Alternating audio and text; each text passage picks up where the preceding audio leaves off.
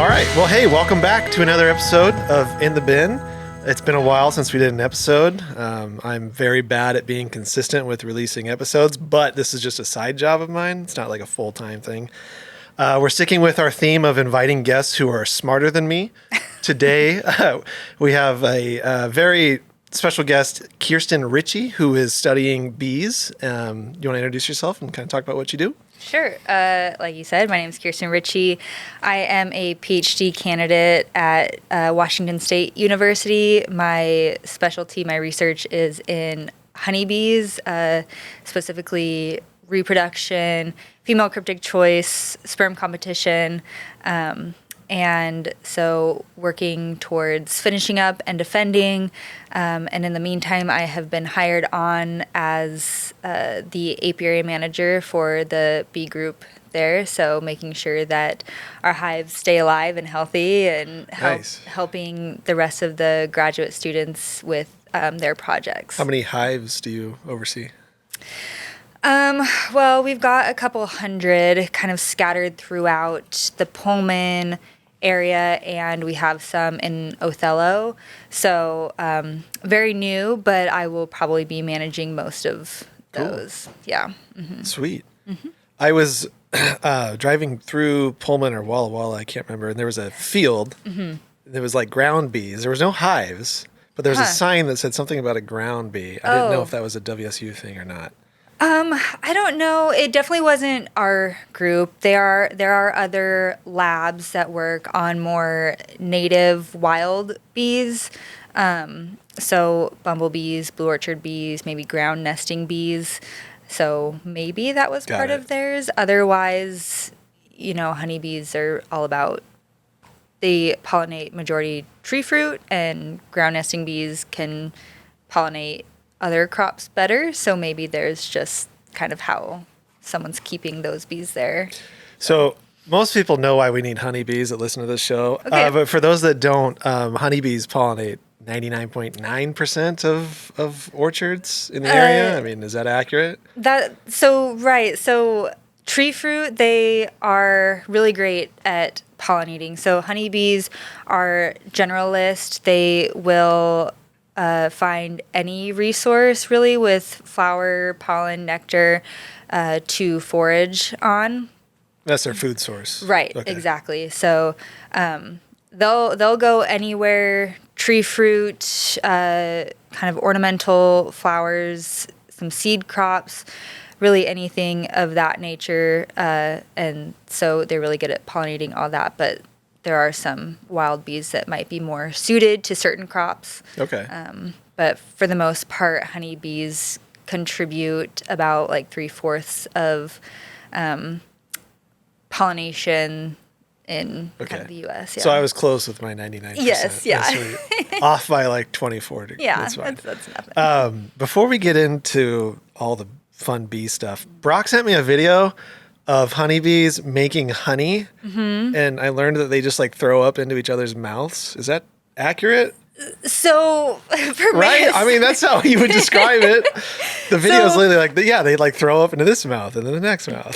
So that's not exactly how they make I'm glad honey. You're here to correct this. Yeah. So that was probably more of a video of maybe forager bees feeding other bees, or maybe nurse bees feeding other bees. Okay. But generally, they will kind of dehydrate the nectar, kind of get rid of all the water in their system, their bodies, and then they'll kind of throw it up into a cell where it will stay as honey. So one bee can take the nectar or pollen and turn it into honey. Right. Okay. Yes. Got it. Well, sorry, I'll correct you. The pollen doesn't become honey. It's just the nectar. Oh, okay. Yes. Okay. Yeah. Got it. Yes. Wow. So your video was wrong, Brock. Interesting. One bee can do it all. Yeah. Don't believe everything you see on the internet. Mm-mm. So honeybees, there's obviously the queen, but what are some of the other roles? I know they're very social in terms of having a society and a community. So what are the different like roles of honeybees? So I can give you a full definition. Sweet. So there is kind of a spectrum of sociality from solitary to eusocial, and honeybees are eusocial. Which is the most What are humans? Social. I guess they would also maybe be considered eusocial. So there's 3 components to eusociality, and I was going over this in my head before I came here because I was like, I wonder if they'll ask. But so it is cooperative brood care, a reproductive division of labor, and overlapping generations. So in that, there are the different castes, which is the queen is one. She's the single reproductive female in a colony. Then there are the workers that are female, and they will do all of the work in the colony. They will feed the larvae. They will guard the hive. They will go out and forage, keep the colony and the hive clean. And then there are the drones, which are the male bees, and they don't always get the love that they deserve because usually they are referred to as flying sperm banks because they don't forage, they don't really contribute to the hive, right? Like they are just there for they're just baby daddies. Exactly. So I'll say it. Yeah, thank you. I'll try to be, the scientist, the professional scientist, but yes, basically the baby daddies. So that's their role, and so those are the 3 different castes of the honeybees. So women run the hive. Absolutely. Cool. Yes. Are there like gender barriers with bees? Do some of the women ever become drones, or is it strictly sex based? It is strictly sex based. So drones hatch from eggs that have not been fertilized. Okay. So they have only the queen's genetics, whereas workers hatch from fertilized eggs. So they have, a set of genes from the queen and then the drones that she mates with. So there's no going back and forth between, workers to drones, drones to workers. But in situations where a colony or a hive is queenless for whatever reason, then workers can start laying eggs. All of those eggs will hatch into drones because the workers don't mate. But that is another way to try to pass on the queen's genetics with those drones laid by workers. So like if the queen dies for some reason or leaves or... Yeah. Typically if she dies, they didn't like the last one, they get rid of her. And then there's just no hope of having a queen after that, though. So back up. They can overthrow the queen? Yeah. So there's a few instances where that might happen. One, if the queen is maybe older and she has run out of her sperm stores and she's just not laying like she should, they can get rid of her. In my experience, we do a lot of artificial inseminations with queens, and those queens are less likely to be accepted by workers in a colony. Interesting. So those ones are typically the ones that go first, and they'll try to requeen themselves. And interesting. Yes. They know they're not like pure-blooded or something? Or like I'm not exactly sure what it is about the instrumentally inseminated queens that the workers don't like, but it's just a little bit more difficult to get them to accept ones that aren't naturally mated or a virgin. So, how are queens, I guess, made in the wild? If most bees end up being a drone or a worker, how does the queen come about? So the queens and the workers share the exact same kind of genetic makeup. Oh, okay.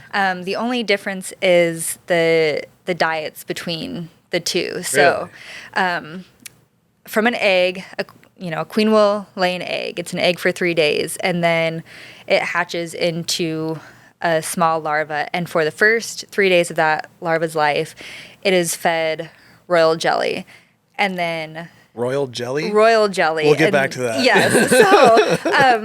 So then after being fed royal jelly for those first 3 days, larvae that are destined to become workers get fed a different diet. It's just worker jelly. And then, the bland old worker jelly. And then the larvae that are destined for queens, they get fed the royal jelly continuously. That's what they'll be fed throughout Wow. their life. And so it changes the physiology of the larva as they develop, and that is kind of what makes a queen. So it's not like this big genetic mystery. It's all in the diet. That's So, fascinating. Yeah, it's pretty. All right, what is in interesting. royal jelly that's like making them Right. amazing? So royal jelly is just high in lipids and proteins. It's kind of I think a fun fact is that it's the workers that get like this changed diet. There's this one component from pollen that I've seen in the literature that is added to their food that then makes them sterile.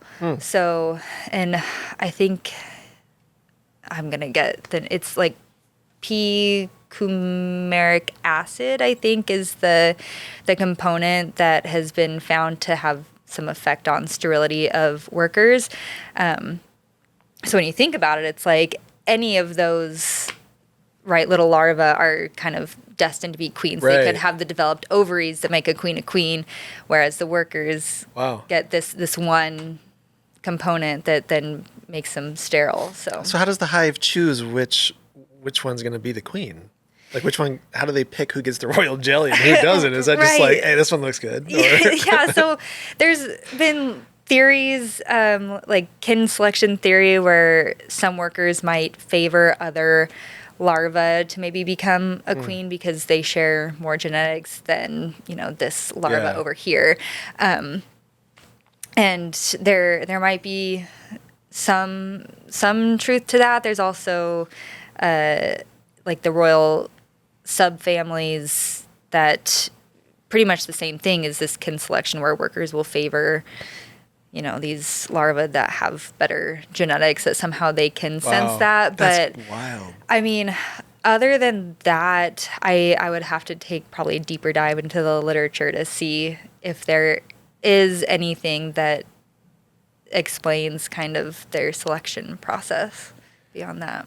So when you're doing the work in the lab, is that all on queens or is that on all roles? My work, so for my research specifically, the process that I went through is I would raise queens and then I would inseminate them, and I would keep the drones from those inseminations to do some genetic testing on. And then from those queens that I inseminated, I would collect her progeny over time to do genetic testing to try to match the workers to their fathers, the drones that the queen was inseminated with. So I've worked with kind of all of the castes in the hive. So how like detailed are you looking at these things? Like I assume you spend a lot of time behind a microscope.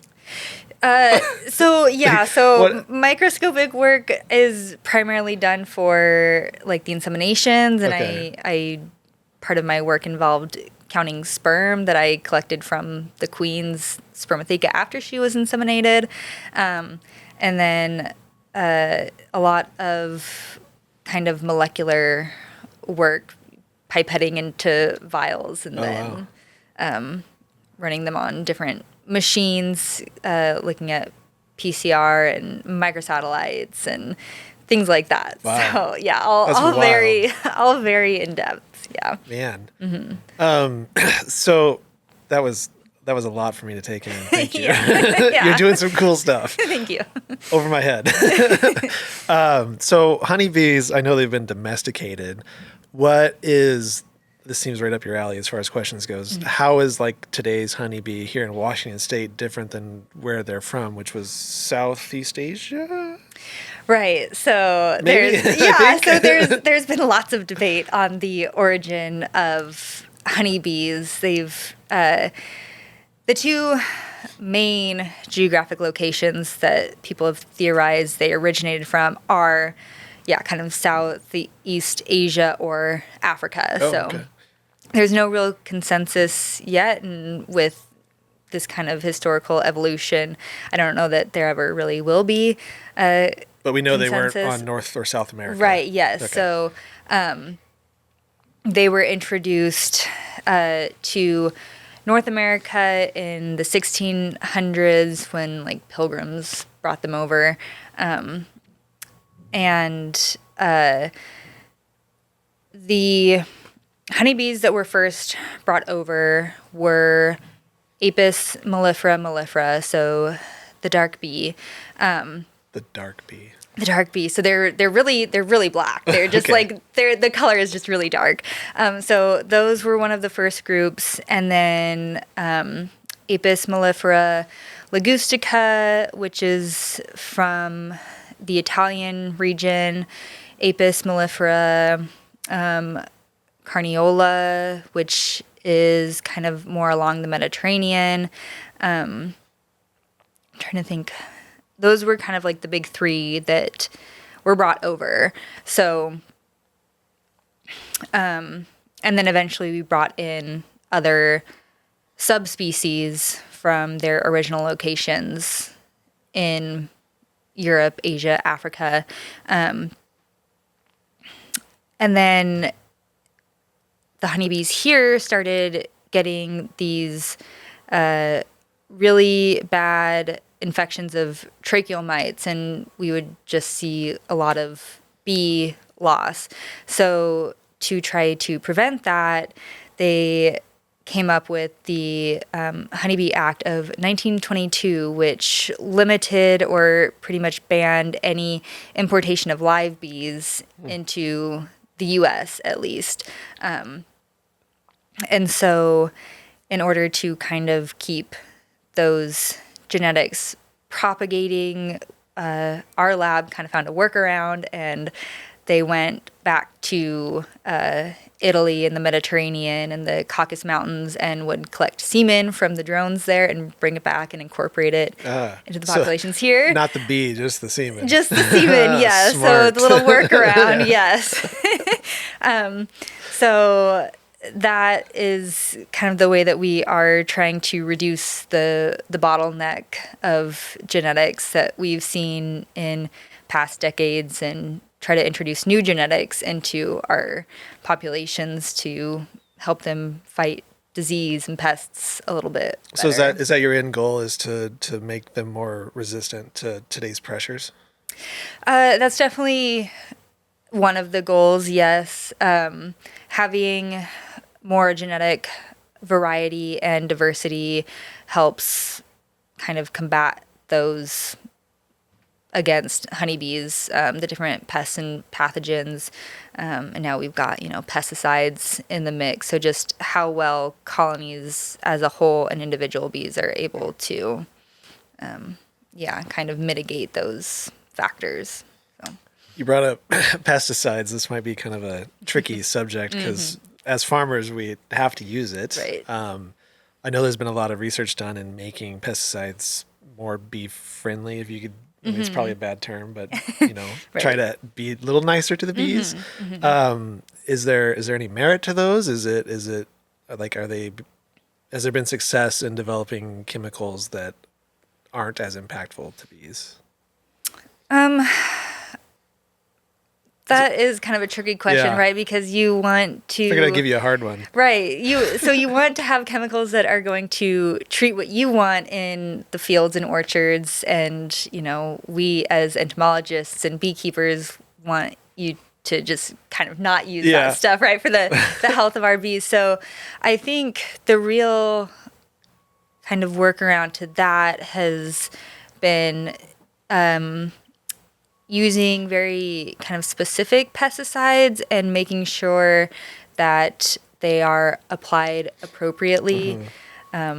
So, either not during bloom or far enough away from colonies that they're not being so affected. But one kind of cool project that our lab has taken on is looking at enzymes to help mitigate some of the effects of pesticide exposure to our bees. So that is a very new and emerging project that's been going on. So nothing from that yet, but it's pretty cool to see how we can utilize that to maybe help the bees a little more. So did you just find one enzyme that was more resistant, or how does that work? So I believe the kind of mode of action is to break down any of the pesticides that are introduced kind of into the gut. So stuff from the gut microbiome to help break those pesticides down. Again, it's very new. I'm not like directly on the project, so I don't know which, enzymes they're looking at, but yeah, they're doing some testing or about to start some testing. So now. Theoretically, if that was successful, could they over time add that to, I guess, the global hive of honeybees? I mean, how does the rollout of new genetics work? So new genetics would, you just inseminate some queens, and then commercial queen breeding is a big industry for honeybees, so people can call. Really? That's crazy. Yeah. So you got a guy that we have guys, and those guys use our girls, our queens. So we kind of share the genetics and spread it around. So there's like a black market on bee genetics going on. So that's kind of how the genetics are dispersed, and then we'll bring in, new subspecies semen and integrate that to the populations. As far as like the enzyme project, for example, that would probably be introducing a new diet to honeybee hives. So there's like pollen patties that are fed to bees in times of dearth when there's no more bloom, to kind of keep their resources going. And so the same would probably be done with kind of like food additives or introducing different types of feed to help with the honeybees. I'm gonna totally pivot here. Okay. So commercial honeybees, they start in the southern regions and work their way up as crops advance and different things bloom, like almonds bloom way before apples, things like that.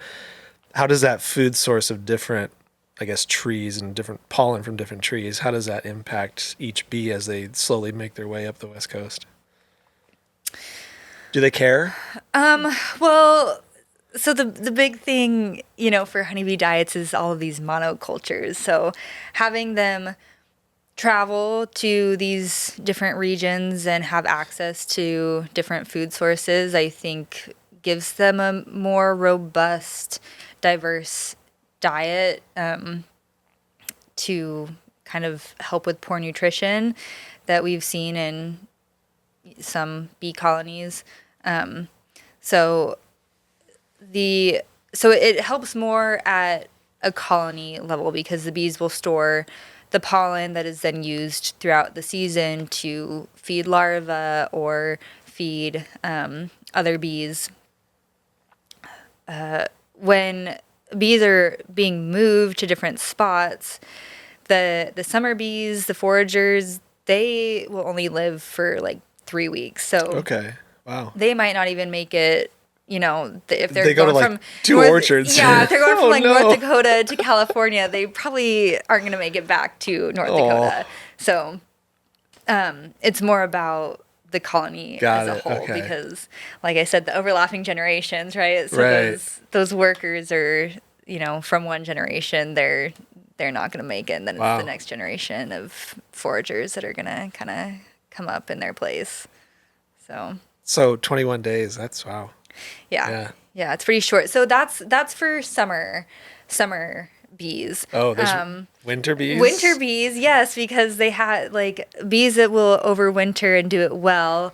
Those bees have to stay alive to continue to feed each other and the queen and keep everything warm in the hive. Oh. And in this region in the Pacific Northwest, we can have some kind of harsh winters, and Right. even with snowfall, you'll see hives come out the next spring and just be really excited for So to get out of the hive. The winter bees have to be genetically different than the summer bees then. If summer bees are dying in 21 days and winter bees are not, like, Right, yeah. So there are some physiological differences, and I'm trying to like picture this table in my head from one of my Okay. textbooks. Table. Yes, right. So table, you got your summer bees, you got your winter bees, and all of these different factors that are affecting, what makes each one summer versus winter bees. And again, I think it's a lot to do with diet, and then to kind of keep them robust throughout the winter season. So because as you go into winter, their resources are going to change Right. too, right? Whether they are out foraging still or if they're just relying on their stores from what the summer bees collected. So, and yeah, it's a lot of physiological changes, whether they have more or less fat bodies or different sizes in their glands, things like that. So there are differences definitely between the summer and winter bees. I'd rather be a winter bee, I think. So you can live longer. Yeah. 21 days, man. Yeah. It's rough. That's like one orchard. Yeah. They don't know Poor any things. better. I know. Yeah. It's their whole world. Yeah, exactly. Okay, so how many species in general of bees are there? Of bees. Just bees worldwide. God, I want to say something like 80,000, but don't quote me on that number. Whoa. So there's bees, and honeybees are part of that, right? So honeybees, there's like 4 or 5 different species. Okay. And then among those, there's the subspecies. And then, you've got your bumblebees, your blue orchard bees, this range of solitary to eusocial bees. So Mason bees. Yeah, We like those too. Those are yeah, cool. yeah. So I want to say 80,000, Okay. but maybe So- cut that out. I have a lot of clover in my grass right now, and the Mm-hmm. bees are going crazy for it. What do you think those are, if you had to guess? They look like honeybees, but I don't know. Right. So that's what I was thinking is, there's even in orchards, you'll see a variety of Right. pollinators. So maybe like leaf cutter bees would be in there. I'm trying to think of native ones, like a blue orchard bee, mason bees. Like those are all kind of more native wild pollinators to this region. You might see some flies even that Really? look like bees. Yeah. So they'll be in there. They'll have the hover flies that Oh, yeah, yeah, that yeah. kind of sit in Yeah. one spot, and they've got the yellow and black stripes, and maybe they look more like wasps to Yeah. some people, but yeah, those will be in there. Wasps will be in there, and those might look like bees. I think there might even be a few species of like butterfly that are mimics to Wow. bees and wasps. So yeah, it's a whole array of what's going on in there. Huh. I'll send you a picture of one. Great. You Yeah. tell me what it is. I feel like it's pretty probably a mason bee. That sounds right. Mm-hmm. Seem to have a lot of those around here. Yeah. Yeah. You touched on temperatures in tropical climates. How, I mean, as farmers and consumers, we hear so much about climate change and how it's impacting stuff. How severe is that for honeybees? Let's say the world jumps up, 2 degrees Celsius over the next 50 years. So honeybees are very well adapted to different climates. So from their origin point, they've migrated out and dispersed, and some are in sub-Saharan Africa, some are near the tops of the Alps in Yeah. these like really cold regions. So the bees that are maybe more well adapted to colder regions might not thrive as well as bees that are adapted to more tropical, hotter temperatures. The other thing is that with climate change, there could be change in a lot of resources that are available. So we could, see more die-offs of bees with poor nutrition if we have a loss of certain resources. We could see an evolution of a strain that comes out and is just thriving in these different conditions. So,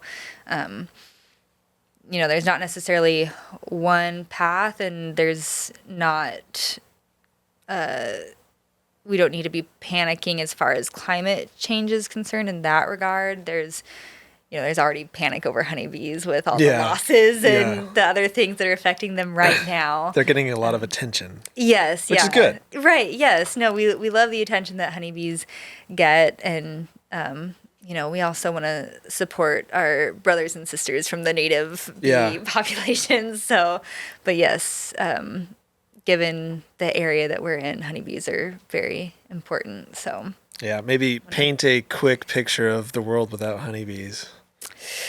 Right. So I think it's about like 1 in every 3 bites of food that you take is somehow a honeybee was involved in getting that to you.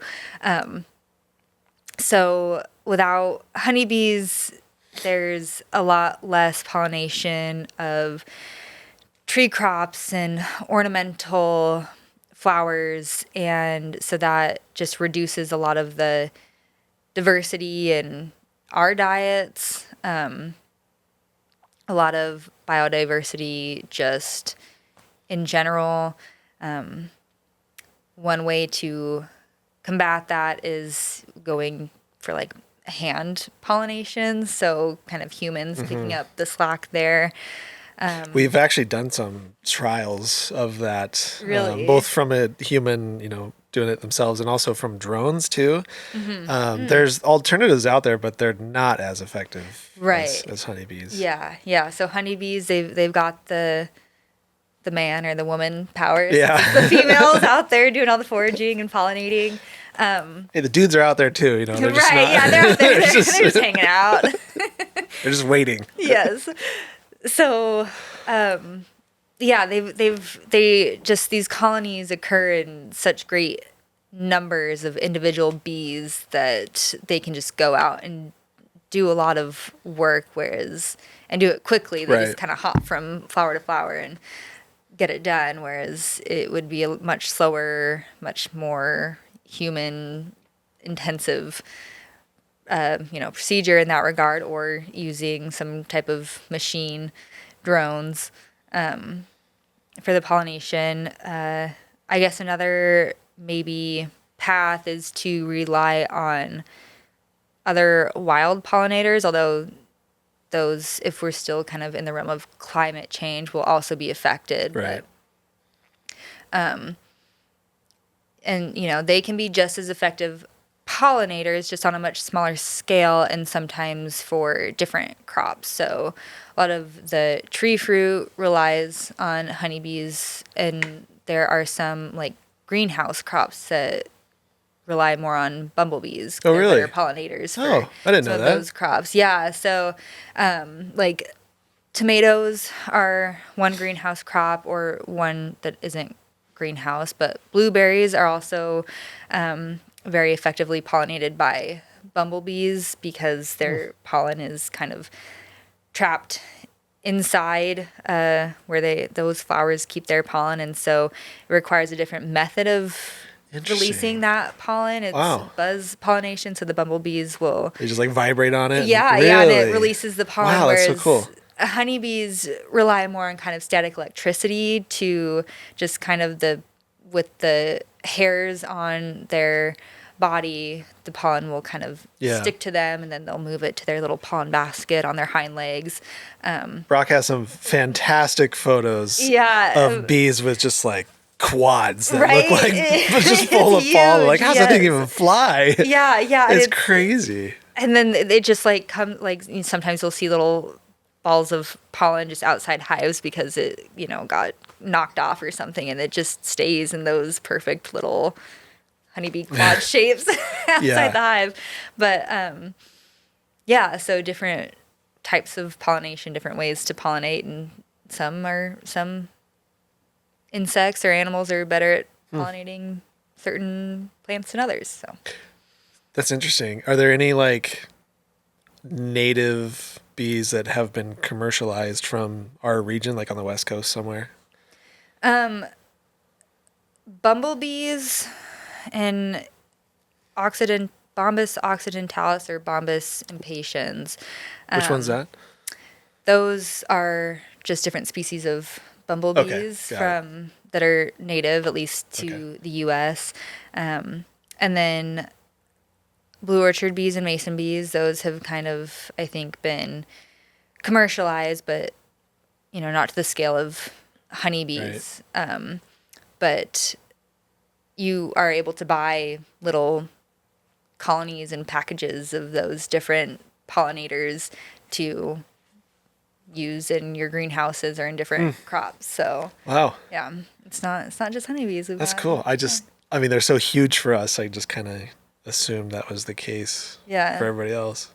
No, so some are much harder to commercialize, to actually, I guess, domesticate it, but maybe it's also that it's a newer kind of domestication that people are still figuring it out, but there are. Are honeybees the same ones that are producing like raw honey that you see for sale? Is it the same bee for the most part? Yeah, for the most part, all honey that I'm aware of comes from honeybees. Okay. Makes sense. Right, yeah. So we actually just went out yesterday to harvest honey from some of our colonies. So once we start getting a good nectar flow, we'll go out.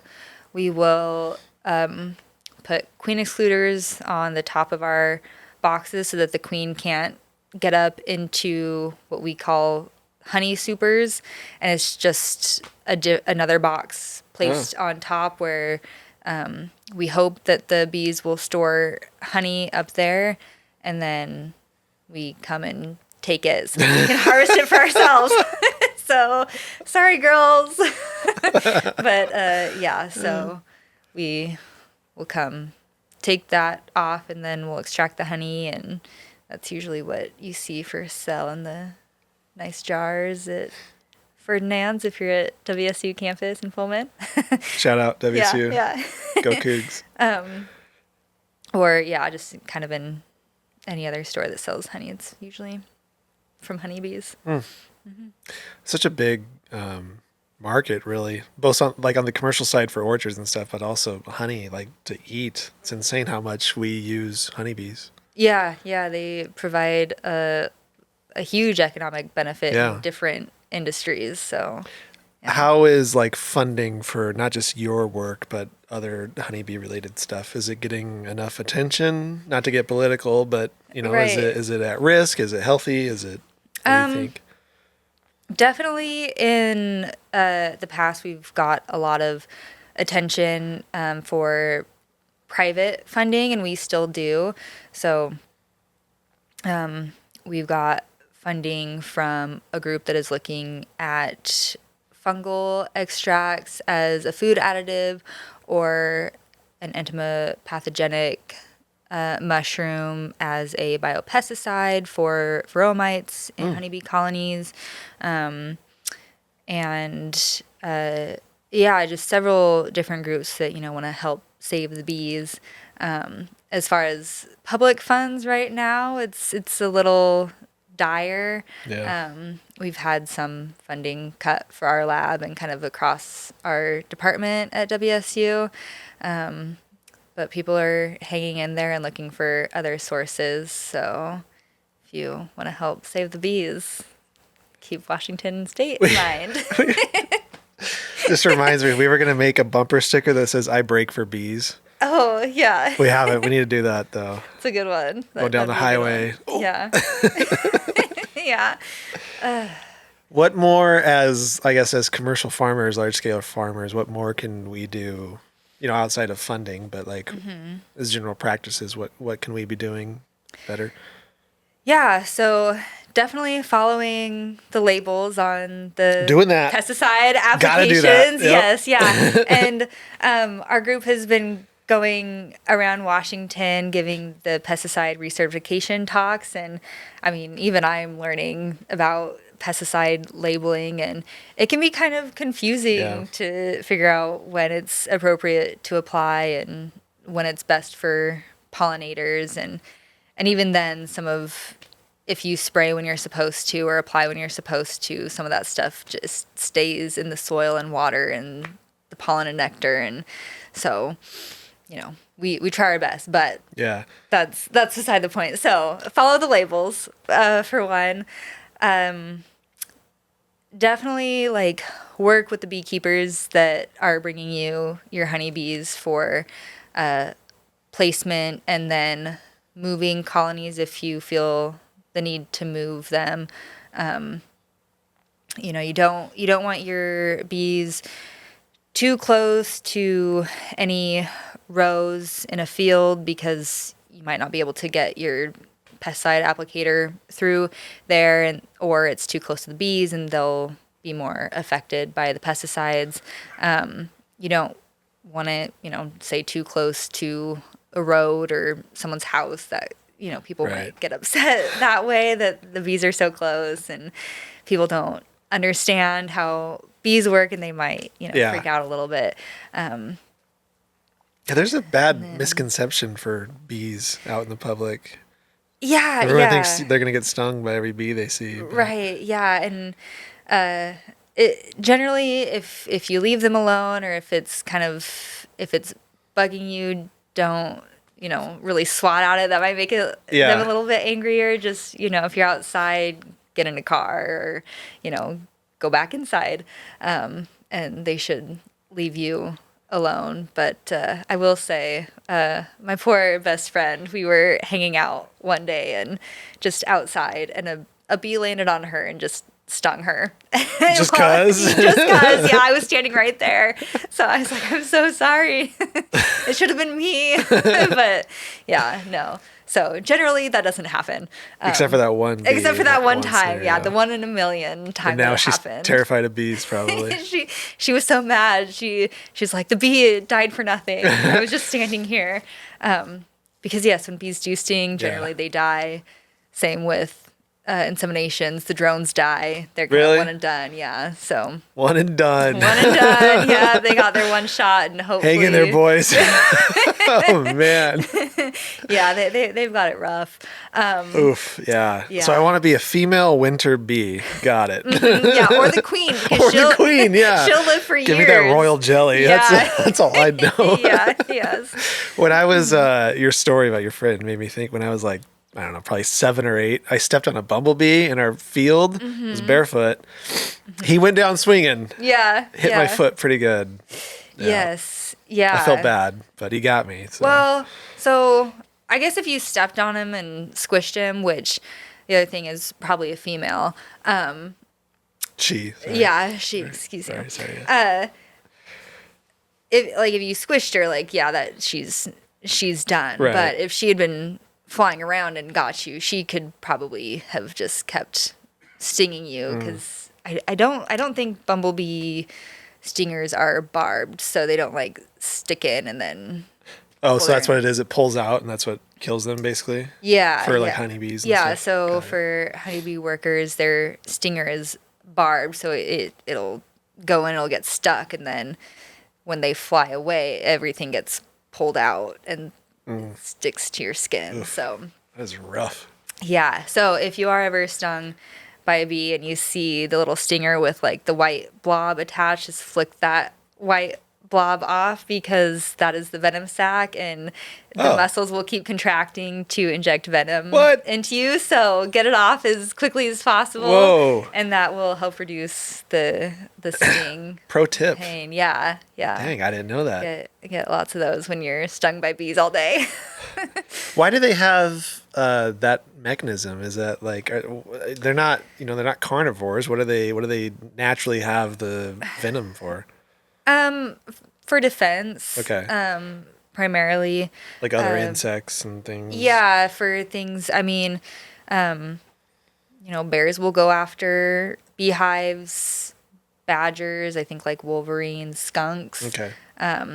All sorts of stuff. Yeah, all sorts of stuff. Other insects, there was that scare with the northern giant hornet. That was almost introduced. That was in Washington, wasn't it? Yeah. That was a couple years ago, right? I remember reading about that. Yeah. And they got it. It's gone, right? Yeah, it's gone. That's awesome. We don't have to worry about that, but that's sweet. One thing that they would need that defense for, which interestingly enough, so Apis mellifera that we have here is the western honeybee. They don't have any sort of like evolved natural defense against the northern giant hornet because they didn't evolve in the same region as them. But there is, I believe it is Apis cerana that is over in kind of the eastern Asia that has evolved defenses against those hornets. And so can you take it from them and put it into the western ones? Right, yeah.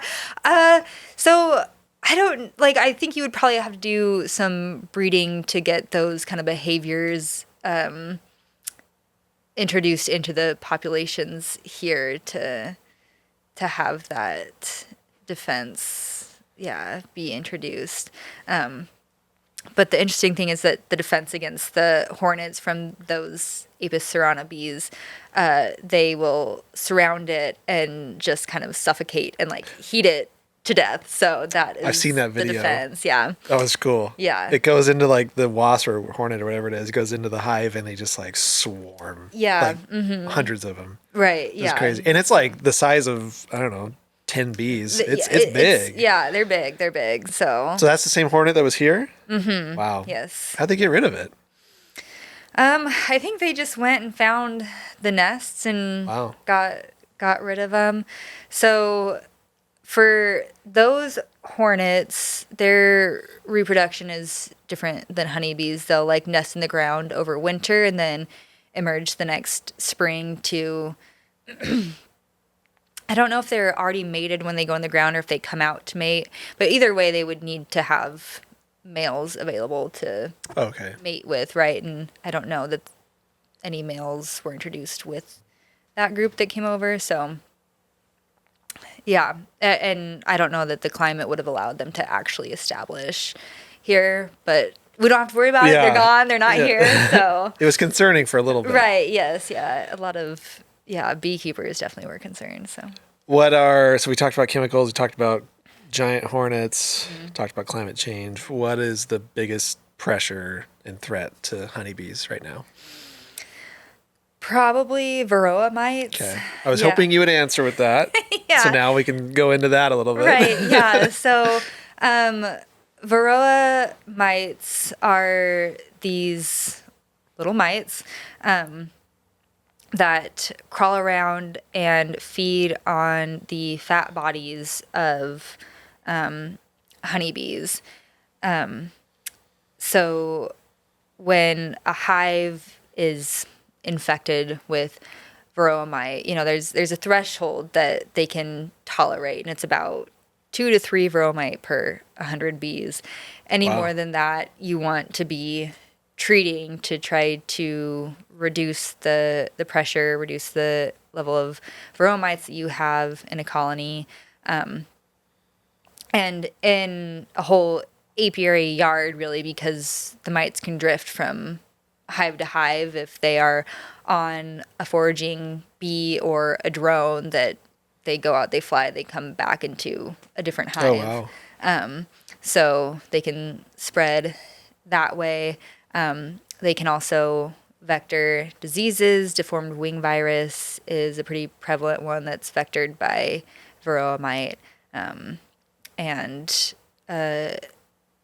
yeah, right now, again, the Western honeybee didn't really evolve any good defenses with the Varroa mite because it was not naturally the Varroa mite or the honeybee was not naturally or evolutionary originally a host of the Varroa mite, so they haven't like evolved any really effective defense against it. There's like African bees are very hygienic, so they'll get in and get rid of the Varroa mites themselves without much human interference as far as applying miticides. So How do they get rid of them? they, I think, generally will like pull out pupa in a cell that has Varroa mite on them and just Cull it. toss it. Yeah, toss it out. So Wow. I think there are some behaviors that allow them to just pull the mites off of bees and get rid of them, but yeah, it's not as common. So you said 2 to 3 Varroa mites per 100 bees? That seems really small. Yeah. Wow. Yeah. So you want to really be on top of kind of sampling and applying treatments and doing more kind of preventative than trying to catch up because once it's, got to a certain level, it's kind of just spells demise for that hive. Wow. Where do the Varroa mites come from? Like where they just pick them up when they're out on the trees and stuff, or?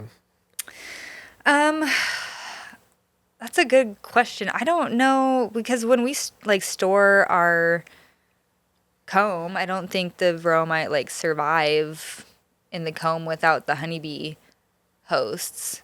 So it's it can be picked up when the hives are being transported to different areas across the U.S. for pollination. If they're in just a yard that has a really high mite load that, bees are drifting, they'll get into these new hives that can then be brought back to their original location. It's got to be hard to control. Yeah, so that is what a lot of research focuses on is Varroa control. There's a lot of other areas of research, but Varroa is, one that beekeepers, I think, are very much interested in. So we have different miticides.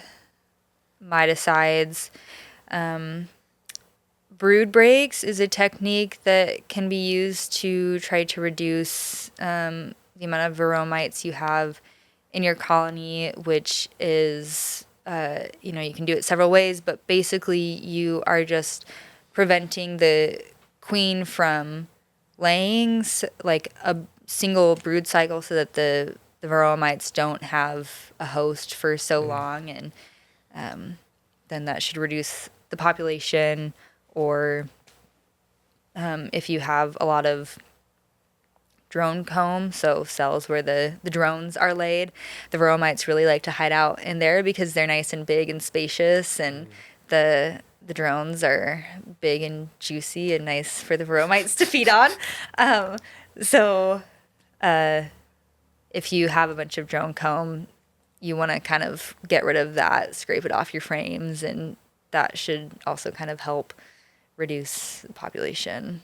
So Interesting. What do you think about backyard beekeepers, and is that a threat in terms of Varroa mite exposure, I guess, or is that a benefit in terms of people interacting with bees? It's definitely. I feel like backyard beekeepers have, the best of bees in their heart. Right. Oh, yeah, totally. But I know. We talk to hobbyists a lot, and some are very on top of treating and want to learn the techniques and how to really care for their bees. And some are just very wary about what they put into their hives, and so they don't treat properly and just kind of, let the bees handle it themselves. And then that can... It's too late. Right. It's too late. And then if their yard is close to their neighbor's yard Right. and there's drift, then their neighbor gets infected, their neighbor's hives get infected with Varroa mites, and, nobody's happy then. The other thing is that when you first start beekeeping, if you're trying to do all of the right things to keep your hives healthy, it's a learning process. So I've heard it takes about 7 years before you kind of get it right. Really? So yeah. So don't give up if you've had a few years of bad losses. Like, just keep going. Wow. You might find a good rhythm. And yeah, it can be very discouraging, and I think that's why a lot of people that I've heard kind of give up, because they're like, I've tried it for so many years and it just doesn't work. Yeah. And it's like, well, you got to make it to lucky number 7. So but Interesting. Yeah, when I asked that question, I was thinking about just like contamination from hobbyist beekeepers, like in a commercial setting. So yeah, I'm sure commercial